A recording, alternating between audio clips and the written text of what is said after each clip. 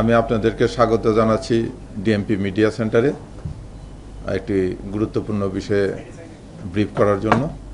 আমার সঙ্গে উপস্থিত আছেন আমার জয়েন্ট কমিশনার সাইবার দক্ষিণের ডিসি এডিসি সাইবার।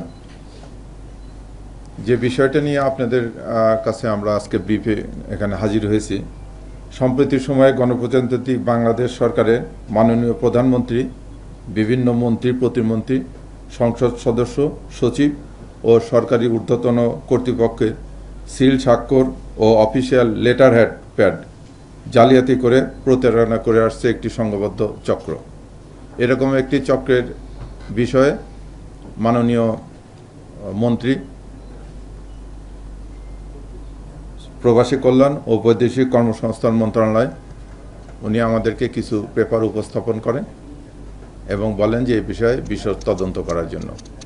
ডিবি সাইবারের দক্ষিণ টিম এই বিষয়ে তদন্ত করিয়া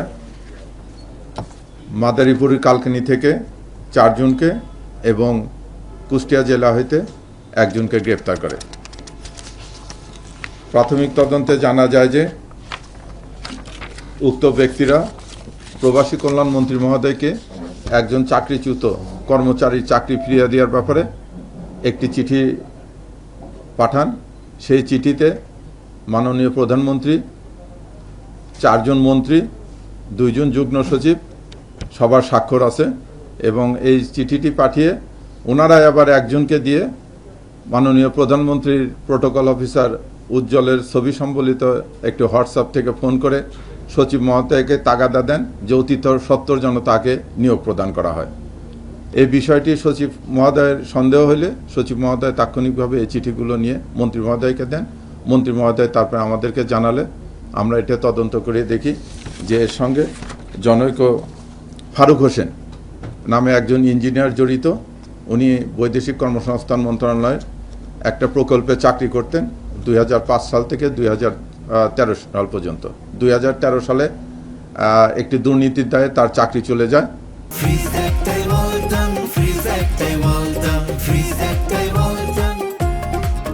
দীর্ঘদিন তিনি চাকরিচ্যুত থাকা অবস্থায় এই গণতান্ত্রিক সরকার ক্ষমতায় আসার পরে উনি ওনার চাকরি ফিরিয়ে পাওয়ার জন্য এই প্রতারণায় আশ্রয় নিয়ে সেই প্রতারণায় আশ্রয়ের ক্ষেত্রে উনি প্রধানমন্ত্রীর কার্যালয়ের সিল ব্যবহার করেন, প্যাড ব্যবহার করেন, 4 জন মন্ত্রীর নাম ব্যবহার করেন, করে একটা চিঠি পাঠান। এছাড়া উনি বৈদেশিক কর্মসংস্থান মন্ত্রণালয়ে আরেকটি চিঠি পাঠান যেখানে মালদোভাতে জনশক্তি রপ্তানির বিষয়ে একটা ভুয়া কোম্পানিকে অগ্রাধিকার দেওয়ার জন্য উনি একটা অনুরোধপত্র পাঠান। তা আমরা তাদেরকে গ্রেপ্তার করি।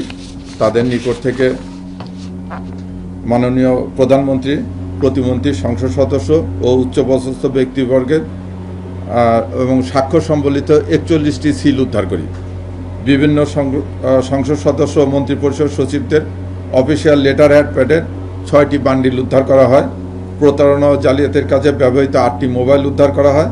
প্রতারণা ও জালিয়াতির কাজে ব্যবহৃত 2টি কম্পিউটার, একটি ল্যাপটপ উদ্ধার করা হয়। আমি আপনাদেরকে এই ব্রিফের মাধ্যমে বলবো যে এই মেসেজটা আপনারা সবার কাছে পৌঁছায় দেবেন।